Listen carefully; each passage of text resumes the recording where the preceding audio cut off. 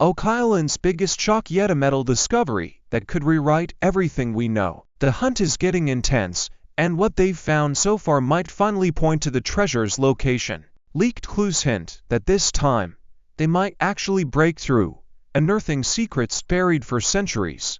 Ancient paths, strange stones, and even ties to the Knights Templar, it's all coming together in ways no one expected. Tune in, because what happens next might just change everything. Oak Island's new mystery unfolds as they find metals in the water. Fascinating. There's also some parchment and leather book bindings. Treasure, right? Or maybe just some sailor's old diary that got dumped centuries ago.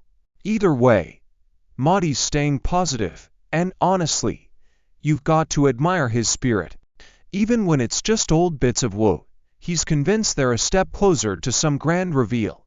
But this time, they might have found the clue that changes everything. Let's not forget the southeast marshland, a muddy patch that's apparently the hottest spot on the island right now. Gary Drayton, Jack Begley, and Dilly Garton are slugging through it, following an ancient stone trail. And because everything needs an epic twist, this trail has a supposed tie to the Knights Templar, because why not? The Templars are like the Swiss Army knife of conspiracy theories. You can stick them into anything, and it'll sound just mysterious enough. As they poke around, they stumble across an oddly placed boulder by the stone trail, which, of course, just has to be significant. And look, there are even some rocks arranged like steps. Someone probably moved those rocks there for a reason. Or maybe it's just gravity and erosion playing tricks on everyone. Either way, it's enough to get Rick and the crew excited about another round of digging. But wait, there's more. Terry Matt finds a piece of wood above a rock layer at over 2,000 feet down, because sure, why not? And Alex finds a metal piece that might be from some dramatic treasure chamber collapse. Of course, no one really knows for sure, but it's enough to keep the narrative alive. Rick's out here analyzing the depths, the types of wood, and basically piecing together a story with whatever scraps they can find. It's a lot like guessing what happened at a party just by looking at the leftover trash. In true Oak Island fashion, they send some wood off for carbon dating, and it comes back as being from the 1600s, between 1631 and 1684, to be precise. Everyone gets all worked up about it because, apparently, finding some old wood means they're hot on the treasure's tail. Spoiler alert, it's still just wood. Eventually, the team is back out in the swamp, still finding bits of brick, pottery, and glass. None of it screams hidden riches, but it all adds to the story a little color for the legends of Oak Island. Jamie Cuba, the archaeologist, gets involved, and his expertise makes the old stone structure they've found seem just a little more significant. It's a meeting point for cultures, a place for history. Blah blah. Basically, it's a rock, but a rock that's been around for a long time. The hunt continues, and they are convinced they're onto something big this time. They've got an old tunnel, a garden pit, a series of oddly placed rocks, you name it. And now, they're linking all of this to William Phipps, a sea captain who supposedly stashed his treasure on Oak Island. Was he really trying to preserve history, or just spinning a wild story to impress people? Who knows, but it's enough to keep this train moving. They head back to something they call Aladdin's Cave, an underground area 160 feet deep. They get out their fancy high-definition cameras, scanning the place and spotting mud, silt, and some steep slopes. Geologist Terry Matt, with his always careful approach, hints that maybe, just maybe, this could hide treasure, or maybe it's just another dead end. But digging continues, the excitement is always around the corner. And now the focus shifts once again to the southeastern marshland, where theories about ancient connections abound. Jack Begley is out there with his metal detector, going over every inch like a modern-day prospector. Only instead of gold, he's hoping for relics. Jack has this intense belief that any little scrap could be the turning point: a rusty nail, a piece of weathered wood.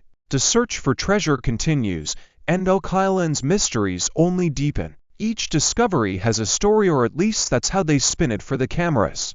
This area, where the mysterious stone trail was found, continues to puzzle everyone. They bring in more specialists, each with their own theory. One claims the stones could be remnants of an old dock or landing area, while another insists they are part of a sacred path.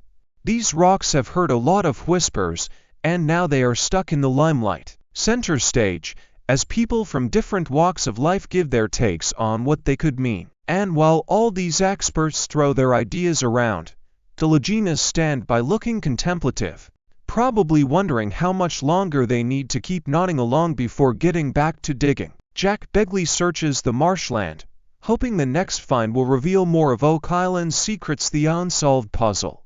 Gary Drayton calls it a treasure hunter's paradise because supposedly everything sinks there: tools, treasure, or maybe just someone's bad luck. They haul out more bits of wood, more rocks, and maybe a chunk of metal, and it all goes under the microscope. They ponder if each piece could be part of some elaborate plot by ancient seafarers determined to outwit treasure hunters hundreds of years later.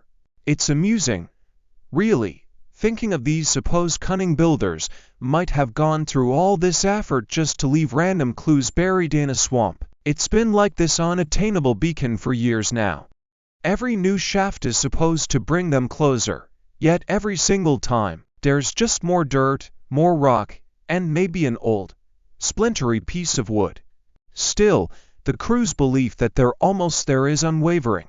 Rick, with that hopeful glint in his eyes, talks about how the chapel vault could contain untold riches or historical artifacts that could change everything we know. For now, it's just more talk and drills, each inch bringing them closer, or so they say. They're getting back into the action. There's something about using advanced technology to solve a centuries-old mystery that makes the show both thrilling and ironic. They've got high-definition imaging, ground-penetrating radar, and a whole lot of other fancy tools that beat pan flashlight to dig up some wood or a few inches of metal that may or may not be significant. It makes one wonder, if they had all this fancy tech centuries ago, what would they have even done with it? As they dive deeper into the island, they start talking about William Phipps and the lost treasure of the Concepcion. The Concepcion, a Spanish treasure galleon, supposedly holds a key part of the Oak Island mystery. Phipps, with his adventurous spirit,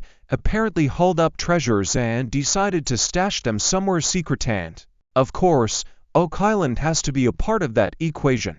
They paint this picture of old captains, secret packs, and buried chests.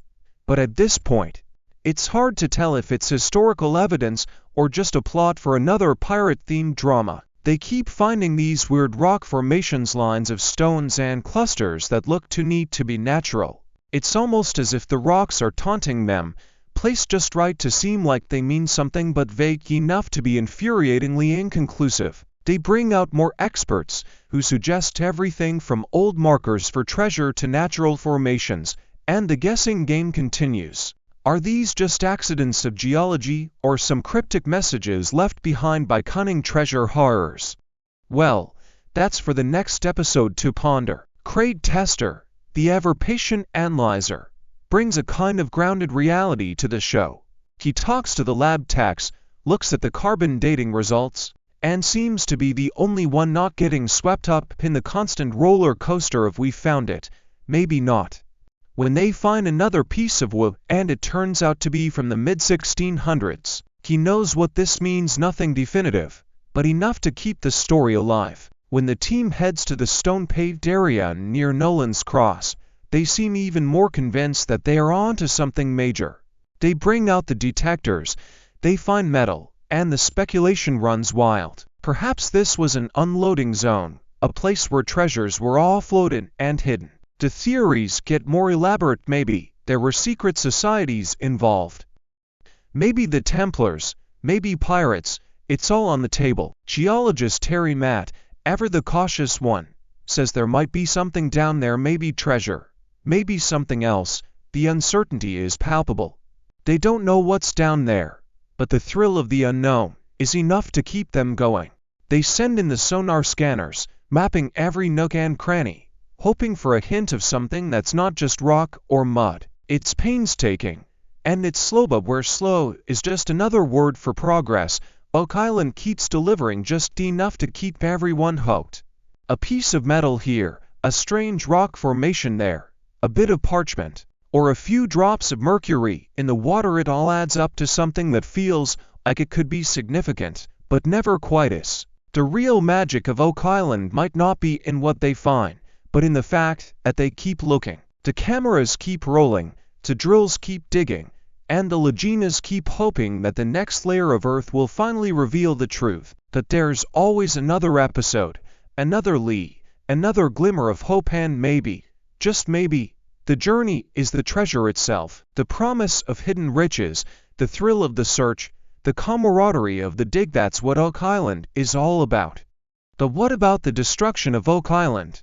That tiny, sleepy patch of land off the coast of Nova Scotia, Canada, the place that should be known for its natural charm, the forests, the wetlands, the quaint little coastal spots. But no, what do people care about?